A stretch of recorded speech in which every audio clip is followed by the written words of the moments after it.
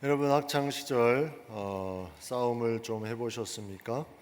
예전에는 학교 다닐 때 학폭 관련 체계도 없고 싸워도 선생님께 불려가서 혼나면 또 그 다음에 또 싸우고 그래서 학교에 이렇게 싸움의 서열이 1, 2, 3 이렇게 있었던 것으로 기억이 납니다. 싸움 구경이 재밌는 구경이라고 말을 하죠. 싸움 구경이 재밌는 구경이다. 그런데 오늘은 여러분 구경하라고 말씀을 전하는 것이 아니라 싸움에 들어가자고 말씀을 나눕니다. 함께 싸우러 들어가기를 바랍니다. 하나님은 우리 모두에게 약속하시고 또 각자를 향한 계획을 가지고 있습니다. 우리가 이 짧은 인생에 하나님께서 우리에게 주시는 이 삶을 어떻게 살아가느냐, 그것들을 찾아가는 것이 우리 인생의 모습입니다. 나름대로 찾기 위해서 노력을 하죠. 그런데 제대로 찾지 못하게 방해하는 세력도 있습니다. 하나님께 나아가 그 중심을 두고 찾아야 되는데 계속해서 다른 세상의 가치를 가지고 찾게 만드는 그러한 부분이 있기 때문에 우리는 더 잘 싸우고 더 잘 무장을 해야 됩니다. 제대로 싸우기 위해서 우리가 전신갑주를 취해야 된다는 말입니다. 그래서 바울은 싸움의 준비를 항상 하라고 이렇게 말합니다. 에베소서 6장 10절 말씀에 끝으로 너희가 주 안에서와 그 힘의 능력으로 강건하여 지고 전신갑주를 입으라. 전신갑주를 입으라는 것은 무장하라는 것이며 무장하라는 것은 잘 싸우라는 것입니다. 구약 성경에 겉으로 나타나는 싸움은 바로 이스라엘이라는 나라와 이방 나라와의 싸움이었습니다. 오늘 본문에도 그 싸움의 모습이 잘 나타나 있습니다. 바로 다윗 시대에 벌어진 싸움의 모습입니다. 1절에 보면 해가 바뀌어 왕들이 출전할 때가 되매 요압이 군대를 거느리고 암몬과 싸움을 하게 됩니다. 이게 갑자기 싸우는 것이 아니라 계속해서 싸우고 오늘 읽은 앞에도 보면 계속 싸우는 내용이 나옵니다. 그래서 해가 바뀌어서 싸우는 것이 아니라 이미 싸움의 준비가 되어 있어서 다 함께 싸움의 그것이 계속 이루어지는 모습을 우리가 보게 됩니다. 결국 요압이 그 암몬의 랍바를 쳐서 함락시키게 됩니다. 이 놀라운 사건, 승리의 사건이 1절에 나타나고 있습니다. 다윗이 계속해서 싸움 가운데 승승장구하는데 이 싸움에는 몇 가지 필요한 것이 있습니다. 그것이 첫 번째 전략과 전술이 필요하죠. 싸우기 위해서 그 사람의 약점과 또 싸움의 어떤 전략을 잘 세워야, 그것에 대한 전술을 잘 세워야 이길 수 있습니다. 많은 성경의 싸움 중에는 우리가 아는 싸움들, 또 매복작전, 후퇴작전, 또 이 무리를 나누는 작전, 많은 작전들이 나오는데 우리가 이러한 전략과 전술을 잘 세우는 것이 싸움에 중요합니다. 우리가 잘 아는 이순신 장군이 배 12척이 있는데 이것으로 왜군의 100여 척에 되는 배들을 앞에 두고 전략과 전술을 잘 세웁니다. 바로 하객진이라는 전술이었습니다. 그걸 통해서 승리를 거두게 되죠. 그러한 어떤 전략과 전술이 우리에게도 너무나 중요합니다. 이번에 저희가 저를 포함해서 팀이 캄보디아에 7월 27일부터 8월 4일까지 단기 선교를 다녀왔습니다. 이번 캄보디아 단기 선교는 선교센터와 또 현지 교회를 방문하면서 함께 말씀을 나누고 준비한 우리가 것들을 함께 하고 또 아이들과 또 어른들과 함께 시간을 보내는 그러한 부분으로 채워졌습니다. 그곳에 많은 일들이 있었지만 그 중에 가장 우리가 함께 고백하며 이구동성으로 말할 수 있는 것은 바로 날씨였습니다. 날씨가 열대지방의 스콜 기후로 갑자기 막 폭우가 내리는 날씨가 많은데 이 우리가 사역하고 사람들 만나고 모임하고 집회하는 곳에는 전혀 그러한 부분을 방해받지 않게 그렇게 날씨가 좋은 그런 환경이었습니다. 이 모든 것이 바로 하나님께서 주신 마음으로 이곳에 남아 계신 분들이 기도해 주시고 함께해 주셨기 때문이라는 것을 우리 모두는 고백할 수 있었습니다. 기도해 주신 모든 분들께 다시 한번 감사의 마음을 드립니다. 이 모든 이제 과정을 진행하면서 선교사님과 또 현지 사역자들과 함께하면서 우리가 이제 단기팀으로 가기 때문에 평소에는 그렇게 잘 못하지만 저희가 단기팀으로 가서 이제 저희가 선물도 준비하고 여러 가지 프로그램도 준비해서 그것으로 사람들을 올 수 있도록 많이 이렇게 홍보도 하고 오도록 그렇게 했습니다. 그래서 그 결과 생각보다 많은 인원들이 왔습니다. 그래서 함께 모임을 하면서 나아가는 그 모든 것들에 준비한 것들을 나누고 또 복음을 전하고 이 모든 것들 함께 하는 시간을 갖게 되었습니다. 그런데 이런 생각이 들었습니다.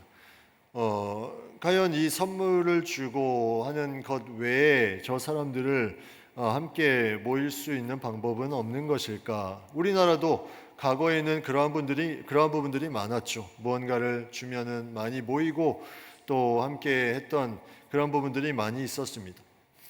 그러한 방법들이 이제 사용되어서 이번에 이제 함께 사람들이 오고 또 여러 가지 준비한 프로그램에 대한 그런 기대도 있어서 함께 왔던 것을 생각해 봅니다.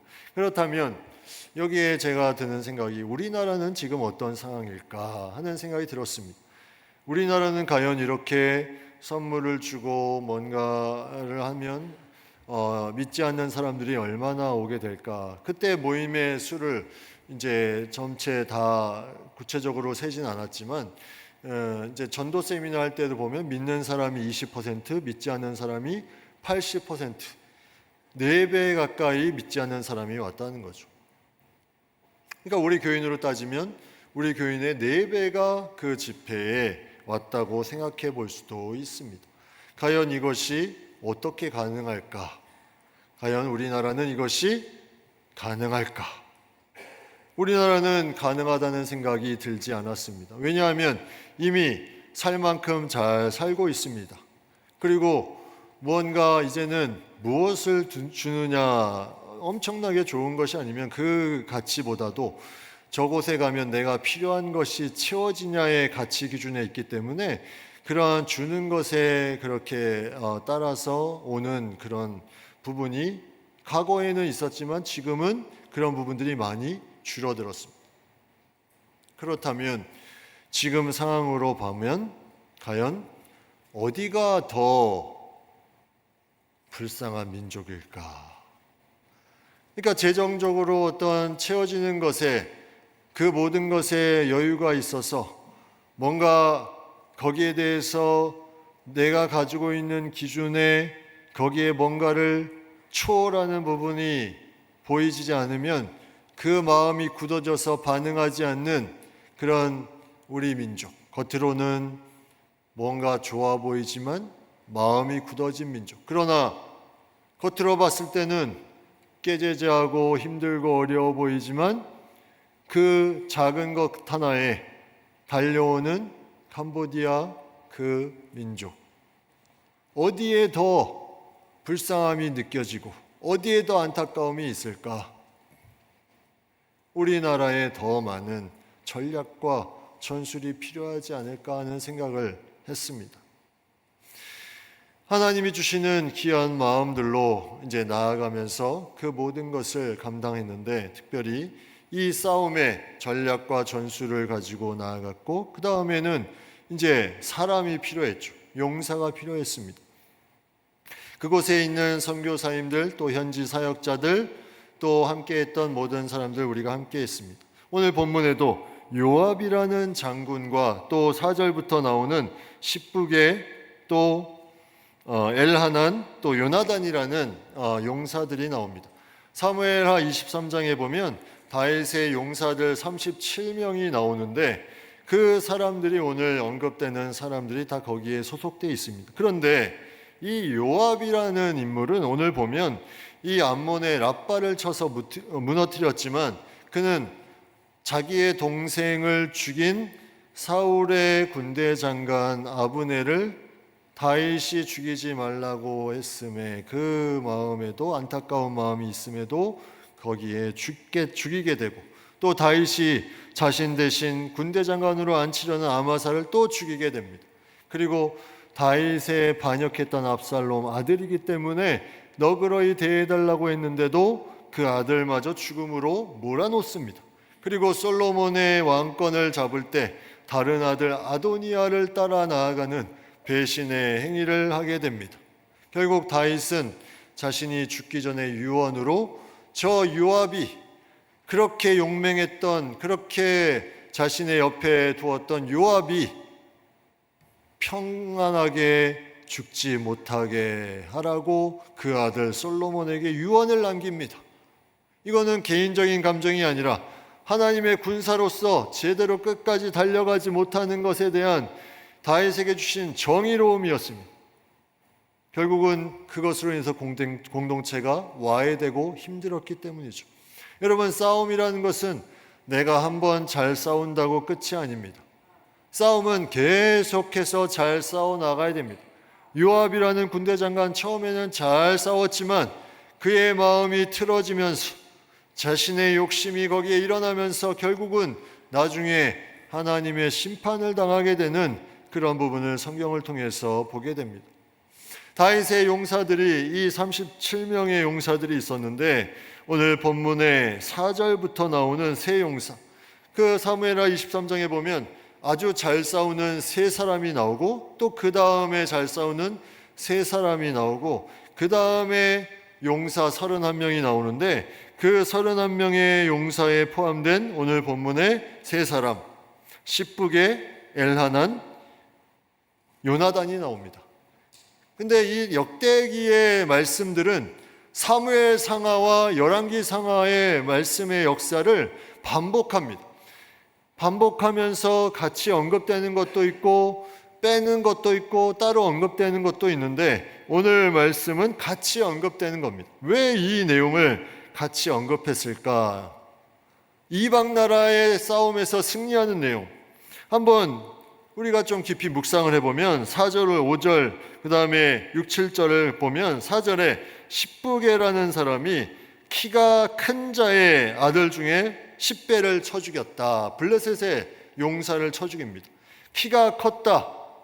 이건 우리가 한번 생각해 볼 때, 한번 이것을 영적으로 해석을 해볼 때 현실의 그런 높이를 생각해 볼 수가 있습니다. 현실은 높습니다. 우리가 싸우기에는 제대로 싸우지 못할 것 같은 높이이지만 이 십부게를 통해서 보여준 것은 그 높이를 뚫고 나아갈 수 있는 하나님의 능력이 그 가운데 임할 때 우리는 승리할 수 있다. 이것을 분명하게 말씀해 주고 있습니다. 두 번째는 엘하난이라는 용사인데 그는 가드 사람 골리앗, 다윗과 싸웠던 골리앗의 아우 라으미를 죽였는데 그 사람의 창자루가 배틀채 같았다. 그만큼 배틀채처럼 두꺼웠다. 그래서 여러분, 옷감을 이렇게 직조할 때 쓰는 이 배틀채, 이 두꺼운 만큼 그 사람이 무서운 존재, 두려운 존재였다는 거죠. 근데 그 존재를 무너뜨립니다. 그 아우 라으미, 골리앗의 아우 라으미를 죽였다. 세상에 무섭고 두렵게 하는 모든 것들 담대함으로 싸워 나아가라는 분명한 메시지를 오늘 본문에서 우리는 묵상할 수 있습니다. 그 다음에 6절, 7절에 나오는 요나단은 그 싸웠던 존재가 똑같이 블레셋 사람인데 어떤 존재냐면 키가 큰 자 하나가 있는데 손과 발의 가락이 6씩 24, 손가락도 6, 발가락도 6. 약간은 일반 사람과 다른 좀 이상하게 보이는 그러한 모습이 앞에 서 있다는 거죠. 그것이 비정상적으로 권력을 휘두르고 있습니다. 하나님의 놀라운 싸움의 승리는 그러한 비정상적인 권력을 정상으로 돌려놓는 놀라운 역사가 그 가운데 있음을 오늘 요나단의 승리를 통해서 볼 수 있습니다. 이러한 비정상적인 그런 부분이 어떻게 나타나냐면 이스라엘을 능욕했다 이렇게 나옵니다.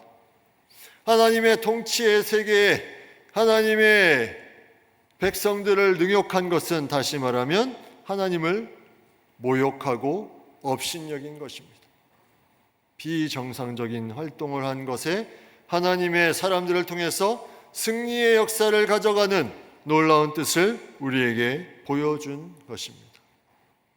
여러분, 이러한 싸움이 지금도 계속되고 있습니다. 선교지에 가보니까 선교사님들이 이러한 싸움을 10여 년 이상 싸우고 있었습니다.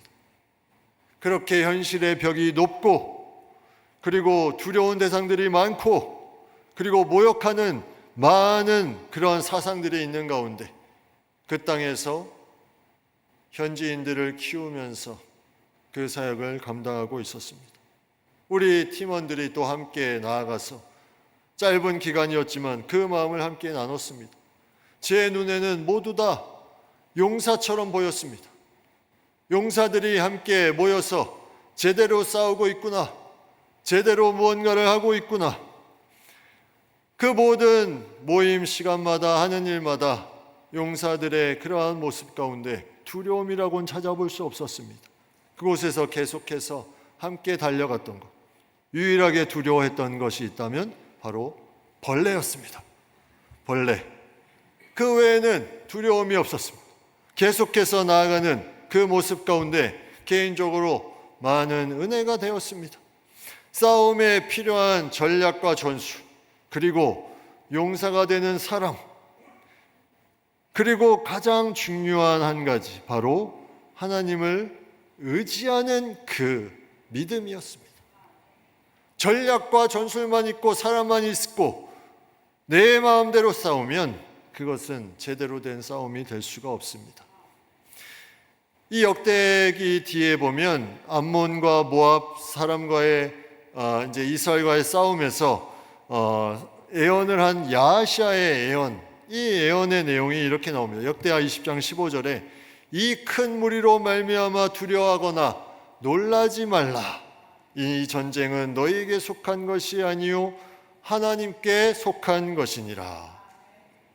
사람이 그 앞에서 싸우지만 결국은 하나님이 싸우시는 것에 사람이 동참하는 것이지 내가 주된 싸움이 아니라는 것입니다. 우리는 그 싸움에 함께 동참하며 들어가는 것입니다. 여러분, 역대기 말씀을 읽다 보면 궁금한 것이 있습니다. 왜 하나님은 역사를 반복해서 사무엘 상하, 열왕기 상하의 말씀을 역대기에 다시 기록한 것인가? 그런데 역대기 사가가 의도적으로 한 것이 있는데 그게 뭐냐면 안 좋은 역사들을 다 제거했습니다. 그래서 북이스라엘의 역사, 아수르에게 멸망당해서 그냥 그 나라에 동화된 그 북이스라엘 역사는 거의 다 제거를 합니다. 그리고 오늘 본문의 뒤에도 안 좋은 역사가 있는데 바로 다윗이 밧세바를 범하는 역사가 이 뒤에 숨겨져 있습니다. 그것도 제거합니다.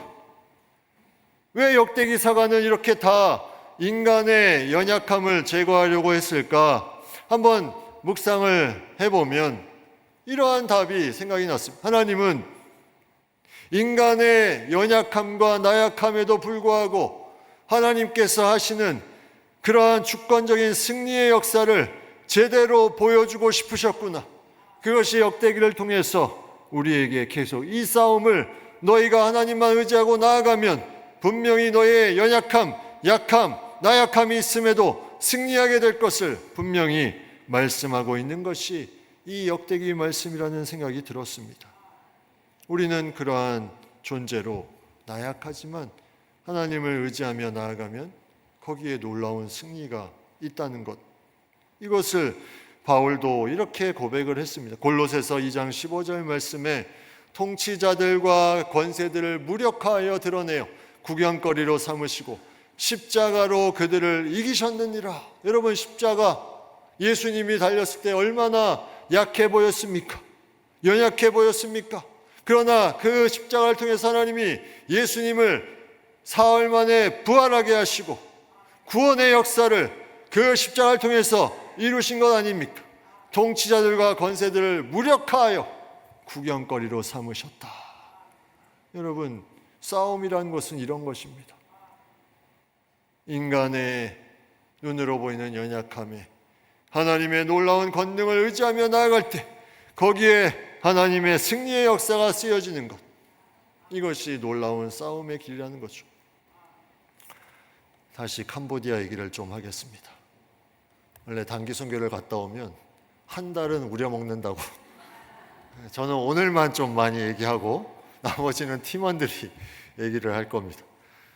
이번에 간 캄보디아는 잘 아는 것처럼 킬링필드, 아픈 역사가 있습니다. 4년 동안 엄청난 학살이 있었습니다.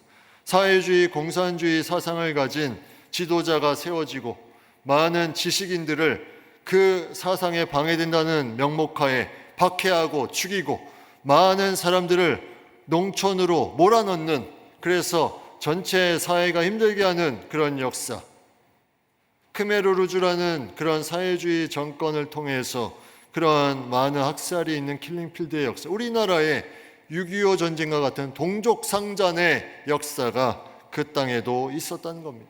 그 후에 이제는 그 정권이 4년 만에 베트남의 침공으로 이제 무너지게 되고, 그 다음에 훈센 총리라는 사람이 정권을 잡고 지금은 그 아들이 정권을 잡고 있는데, 그 나라에 또 다른 문제가 이제 조금 있었습니다. 역사적으로 오래된 이야기인데 최근에 발생한, 작년부터 있었던 그 접경지에 있는 태국과 캄보디아의 그런 전쟁이 일어났다는 겁니다. 작년에. 그래서 이것으로 인해서 캄보디아 사람들은 태국의 제품을 불매운동하고 그 기업조차 이제 다 어려움에, 태국에서 들어온 기업들이 어려움을 당하는 그러한 상황에 있다고 선교사님이 말하는 것을 들었습니다. 그러고 나서 우리가 최근에 접한 뉴스에 의하면 캄보디아에 그 안에 범죄 조직이 있어서 우리가 당하는 보이스피싱, 스캠 이런 것들의 본거지가 거기서 많이 활동하고 있다. 그래서 우리나라 사람들도 많이 연루되어 있는 그런 뉴스를 보지 않았습니까?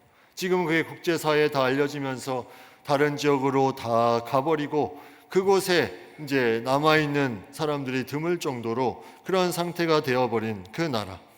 그래서 저희가 갈 때 이러한 상황 때문인지 여행자 보험 자체의 가입이 불가하다고 그렇게 우리에게 여행사에서 알려왔습니다.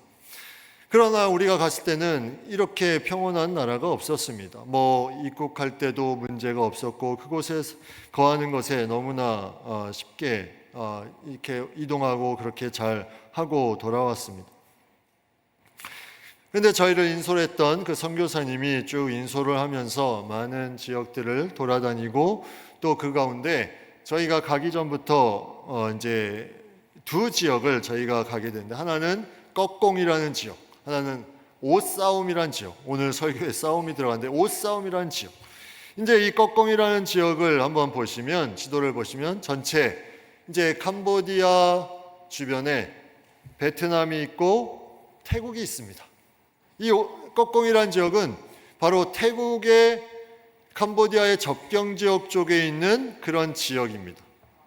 근데 그곳에 다리를 하나 두고, 그 다음 지도 보면 다리를 하나 두고 저렇게 저희가 계속 왔다 갔다 하면서 그곳에 선교센터에 있는데, 선교센터는 저기 태국 접경지역에 가까운 곳에 있었죠. 근데 저 다리가 전쟁이 나면 끊겨지는 다리라는 것입니다. 그러니까 태국과 캄보디아가 안 좋은 상황에 전쟁이 나면 저 다리는 끊어지면 이제 저 안에 있는 선교사님들은 오갈 데가 없는데, 그들은 오직 하나님만 의지하며 집중해서 선교를 하고 있었던 것입니다. 그러한 모든 상황 속에서 우리가 이러한 부분들로 계속 나아가는 싸움, 이것은 그냥 우리가 생각하는 그런 싸움이 아니구나. 외적으로 내적으로 계속해서 그러한 싸움 가운데 이 중심을 가지고 계속 달려가지 않으면 제대로 싸울 수 없겠구나 하는 그런 생각들이 그 가운데 많이 들었습니다. 그 다음에 간 곳이 바로 옷싸움이라는 지역입니다. 옷싸움은 이 접경 지역이 아니라 이 다리의 오른편에 이제 캄보디아 본토 쪽으로 더 와서 위쪽에 있는 지역인데, 그 지역은 아직 교회가 세워지지 않은 지역이었습니다. 교회가 없는 지역. 그런데 저희가 간다는 그 소리에 저렇게 많은 사람들이 모였습니다. 어디에서 왔는지, 어떻게 들었는지 저희가 이제 준비한 것들, 선물들, 프로그램들 가지고 간다는 것에 교회가 없는 지역에서 저렇게 모였다는 것입니다. 저들을 위해서 함께 저희가 준비한 것들을 나누고 또 복음을 전하고 또 선물을 나눠주는데 선물이 부족해서 또 사러 간 사이에 거기에 인솔하는 선교사님이 이 시간이 더 주어졌으니 다시 복음을 다시 전하고 복음을 전하며 기도하는 중에 그 영혼들에 대한 아픔이 있어서 육신의 연약함이 있는 사람은 손을 들어보라 하니까 저기 모인 사람들이 어른들이 다 손을 드는 것이었습니다. 다 아픈 것으로 드는 것인지 그냥 드는 것인지 모르겠지만 다 들어서 너무나 난감해서 20년 이상 된 병자들만 앞으로 나오십시오 했더니 한 6분 정도가 나왔습니다. 그들을 위해서 기도하며 집중하며 하나님이 살아계심을 이 땅 가운데 이 사람들에게 보여달라고 간절히 기도하며 나아갔던 그런 부분에 우리가 마음을 나누고 이후에 갔던 지역이 있는데 바로 옷싸움에 바로 기도하고 있는 교회 부지였습니다. 바로 이곳입니다. 그냥 풀떼기 그리고 나무들 세워져 있는 이곳에 우리가 여기에 가서 교회가 세워지기를 함께 기도하며 함께 현수막을 펼치고 사진도 찍고 그러고 돌아왔습니다. 저는 이때까지만 해도 물음표였습니다. 아니 더 부정적이었습니다. 이러한 곳에 교회를 세워서 과연 무엇이 될까? 이런 마음이 너무나 커서 제가 선교사님들 앞에 마지막에 모임을 할 때 그 마음에 약간 물음표다. 그걸 계속 듣고 기도하고 갔지만 여기에 대한 부분이 계속 퀘스천 마크로 남는다 하면서 저희는 돌아왔습니다. 그런데 돌아오고 그 다음날 선교사님께 문자가 왔습니다. 그 문자의 내용은 이것이었습니다. 바로 저희가 갔던 저 교회 부지에서 차로 10여 분 가는 지역에 폭발 사고가 난 것입니다. 그 폭발 사고는 어떤 사고였냐면 한 집안에 남자가 약간 약물에 취해서 이 아내가 신고를 했는데 그 주변에 방범대원과 경찰관들이 여러 명이 모였던 것 같습니다. 그런데 이 남자에게 폭발물이 있었습니다. 그거를 자기가 자폭한다고 터뜨렸는데 거기에 6명이 사망하는 사고가 나타났습니다. 국제뉴스에 제가 검색해 찾아봤더니 나왔더라고요. 그런데 그 가운데 저희와 함께 했던 현지인 목사님의 성도의 아들이 사망자로 있었습니다.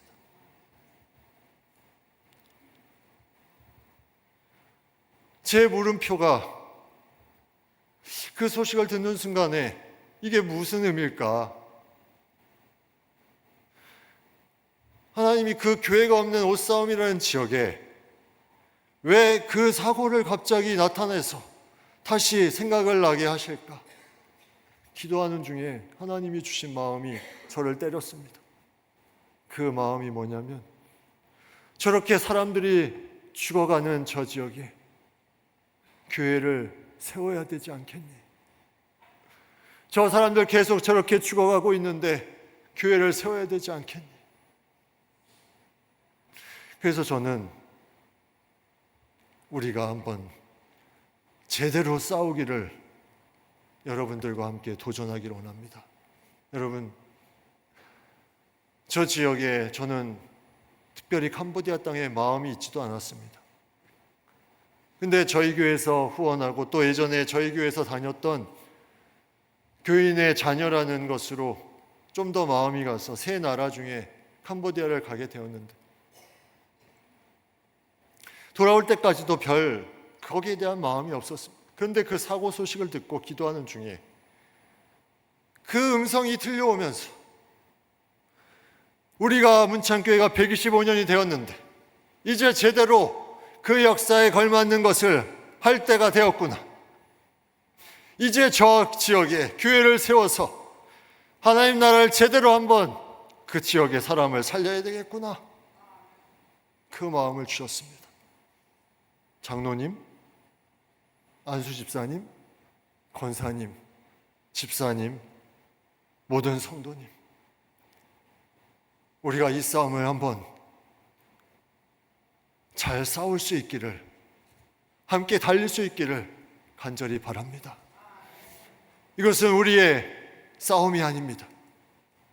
이것은 우리의 싸움이 아니라 하나님이 기뻐하시는 하나님의 싸움입니다. 고린도후서 10장 4절 말씀에 우리의 싸우는 무기는 육신에 속한 것이 아니요 오직 어떠한 견고한 진도 무너뜨리는 하나님의 능력이라. 이를 위해서 전술과 전략도 필요하고 사람도 필요하고 많은 것들이 필요하지만 무엇보다 하나님을 의지하는 것이 먼저 필요합니다. 우리에게 기도가 먼저 필요합니다. 옷싸움 지역, 이 왜 싸움이란 지역이 들어갔는지 저는 설교하면서 이제 생각이 났습니다. 우리가 싸우러 가려고. 여러분, 이제 우리가 마음을 모아 주십시오. 제대로 한번 싸울 수 있도록 우리가 함께 마음을 가지고 달려갈 수 있기를 바랍니다. 그 지역에 필요한 것들이 많이 있습니다. 사람이 필요하고 물질이 필요합니다. 1억 3천이라는 교회를 세우는데 재정적인 부분이 필요합니다. 그리고 그곳에 많은 환경적인 부분도 필요합니다. 우리가 여기에 마음을 같이 해서 이제 우리가 그 역사에 합당한 하나님이 원하시는 교회가 없는 곳에 세우는 가장 아름다운 일을 함께 달려갈 수 있다면 이보다 더 귀한 일이 있겠습니까? 은퇴하신 분, 은퇴를 앞두신 분, 직장을 다니시는 분, 일반 가정 주부들, 모든 청년들까지 내가 하나님의 교회를 세우는데 이 부분에 함께 할 수 있다면 그보다 더 소중한 것이 무엇이 있겠습니까? 우리가 함께 이 싸움을 달려갈 수 있기를 바랍니다. 이 싸움을 통해서 믿음으로 잘 싸워서 승리의 역사를 아름답게 고백하며 찬양하는 우리 모두가 될 수 있기를 간절히 축복합니다.